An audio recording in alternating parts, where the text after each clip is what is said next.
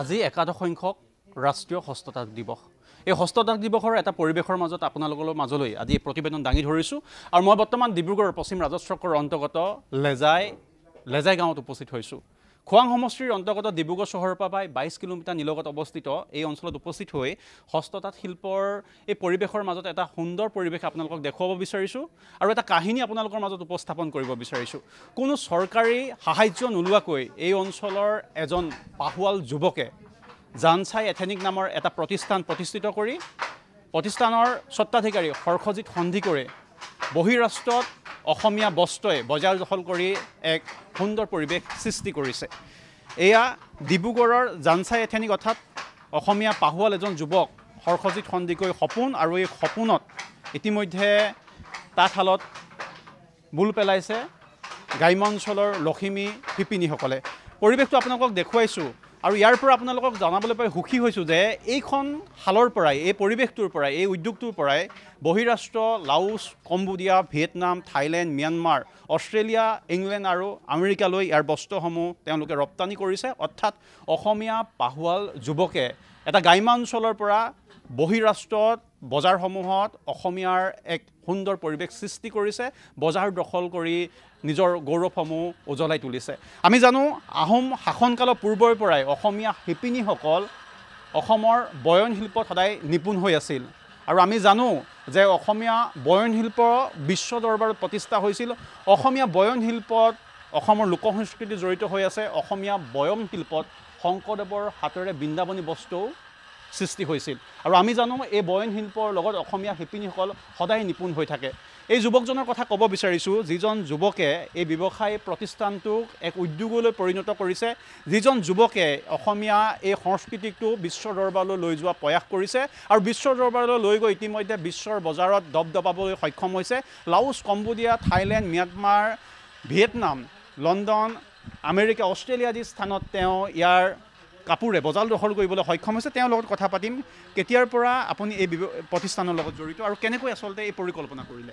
হয়, আজি মই 2013 চনৰ পৰা ইয়াত জড়িত। আজি প্ৰায় 15 বছৰ হ'ল আৰু এই বস্ত্ৰ উদ্যোগটো গঢ়ি তোলা আজি 4 বছৰ হ'ল। আজিৰ দিনটোতে 2021 চনৰ পৰা এই বস্ত্ৰ উদ্যোগটো ৰাষ্ট্ৰীয় হস্ততাঁত দিৱস উপলক্ষে আমি এই অনুষ্ঠানটো আৰম্ভ কৰিছিলোঁ আৰু ইয়াৰ যোগেদি আমি ভাবিলোঁ কি আমাৰ বিভিন্ন যেতিয়া ক'ভিড হৈ আছিলে, ক'ভিডৰ টাইমত ভাবিছিলোঁ কি আমাৰ বিশেষকৈ আমাৰ এই লেজাই কলখোৱা অঞ্চলৰ পিছপৰা অঞ্চল আছিলে, এই পিছপৰা অঞ্চলটোত কেনেকৈ এটা ব্যৱসায় আৰম্ভ কৰিব পাৰি তাৰ কথা ভাবি পিনে এটা বিশেষকৈ বহুত ডাঙৰ চেলেঞ্জ আছিলে, কাৰণ ইয়াত বানপানীৰ সমস্যা আছিলে, হাতীৰ সমস্যা আছিলে, খেতি নহৈছিলে। তেনেকুৱা এটা অঞ্চলত এই বস্ত্ৰ উদ্যোগটো গঢ় দিবলৈ এটা ভাবিব নোৱাৰা এটা কল্পনাই কৰিব নোৱাৰিছিলোঁ। কিন্তু এটা ভাল লাগিছে কি এতিয়া এই শিপিনীসকলক যিটো মই তেওঁলোকৰ প্ৰথম কি পৰ্যায়ত আছিলে সেই বস্তুখিনি অধ্যয়ন কৰি পিনে তেওঁলোকক এটা ব্যৱসায় ভিত্তিত লৈ পিনে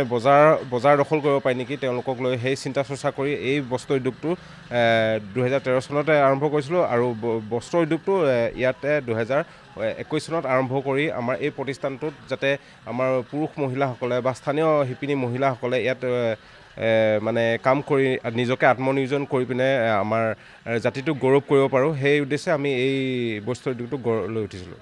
তেতিয়াৰ পৰা আপুনি ইয়াত কেনেকুৱা ধৰণৰ, যেতিয়া 2013 চনৰ পৰা ইয়াৰ লগত জড়িত হৈ আছে, কোনখিনি বস্তু ইয়াৰ লগত আচলতে উৎপাদন কৰে, কেনেকুৱা ধৰণৰ বস্তুখিনি?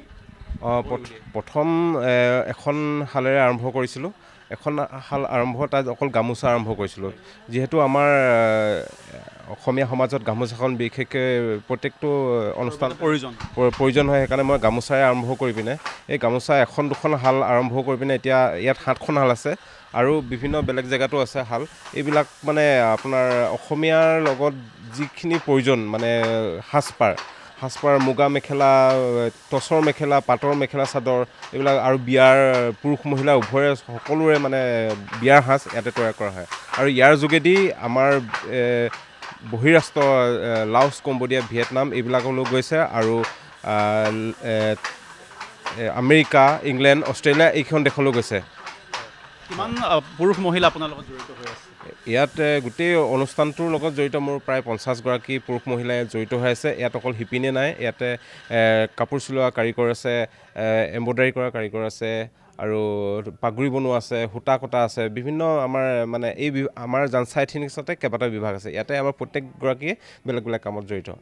অসমীয়া বুলি ক'বলৈ যাওঁতে আচলতে বস্ত্ৰ শিল্পক এৰি অসমীয়া সমাজখন কেতিয়াও সম্পূৰ্ণ নহয়। মই দেখুৱাইছোঁ এই জানচা এথেনিক নামৰ এই প্ৰতিষ্ঠানটোত, অৰ্থাৎ এই যুৱকজনে গ্ৰাম্য অঞ্চলত গঢ় লৈ উঠা এই প্ৰতিষ্ঠানৰ তাঁতশালত বোৱা এইখন এখন মুগাৰ মেখেলা, যিখন মুগা মেখেলাক অৰিজিনেলি আচলতে এই মুগা মেখেলাখন আপোনালোকৰ আগত উপস্থাপন কৰিছোঁ। কি কোৱা হয়? কিংখাপ মেখেলা। কিংখাপ মেখেলা 3টা পৰ্যায়ত বৈ উলিওৱা হয় যাতে, তাৰে এটা পৰ্যায় এটা ফুলৰ আপোনালোকক দেখুৱাইছোঁ দৃশ্যটো, আৰু লগে লগে শিপিনীসকলে যে ইয়াৰ লগত জড়িত হৈ আছে সেই পৰিৱেশটো দেখুৱাইছোঁ। তেওঁলোকৰ লগতো এটা কথা পাতিম, কাৰণ শিপিনীক এৰি বস্ত্ৰ উদ্যোগ সম্পূৰ্ণ নহয়, শিপিনীক এৰি কেতিয়াও তাঁতশাল সম্পূৰ্ণ হ'ব নোৱাৰে। কেতিয়াৰ পৰা জড়িত আপুনি? প্ৰায় 4 বছৰ হৈছে। আপুনি বোৱা কাপোৰ দেখোন বিদেশত গৈ বিদেশৰ মানুহে পিন্ধিছে, কেনেকুৱা লাগে? হয়, খুব ভাল লাগে। ইয়াৰে হয়নে? হয়, ইয়াৰে হয়, আমি ওচৰৰে হয়। ওচৰৰে হয়। আৰু এগৰাকী শিপিনী আছে, তেওঁৰ লগতো কথা পাতিম। কি জনাব? মাকো এয়া মানে মই মুহুৰা বাতি আছোঁ, ভাল লাগে আৰু কাম বন যঁতৰত মুহুৰা বাতি। আৰু আগতে আমি ধৰক ঘৰতে বৈছিলোঁ, বিহুৰ সময়ত গামোচা বওঁ, এনেই চাদৰ মেখেলা বওঁ, এনেকৈ মানে ব্যৱসায়িক ভিত্তিত কৰা নাই। এতিয়া সখজিতৰ লগত এনেকৈ লাগি ভাগি দি ভালো লাগিছে। আমাৰো 2-1 পইচা উপাৰ্জন হৈছে, আৰু সময়বোৰ কেনেকৈ গৈছে গমেই পোৱা নাই।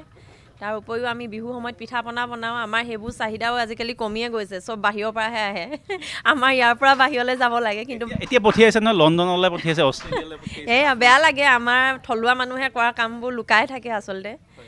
বেলেগ বহিৰাষ্ট্ৰ অৰ্থাৎ বিদেশলৈ আপোনালোকৰ কাপোৰ কানি গৈছে, কেনেকুৱা? ভাল লাগে, ভাল পাইছোঁ।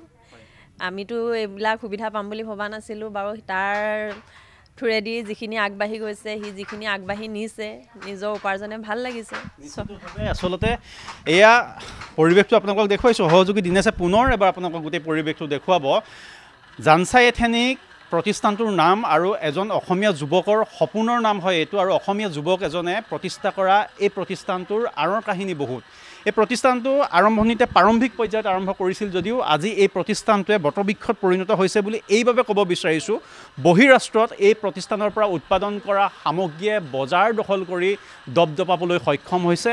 বহিৰাষ্ট্ৰ বুলি ক'বলৈ যাওঁতে চুবুৰীয়া Laos, Cambodia, Vietnam, Thailand, Myanmar, আমাৰ পৰা বহু নিলগত থকা লণ্ডন, আমেৰিকা, অষ্ট্ৰেলিয়া আদি দেশতো এই প্ৰতিষ্ঠানৰ কাপোৰে বিশেষভাৱে স্থান লাভ কৰিছে।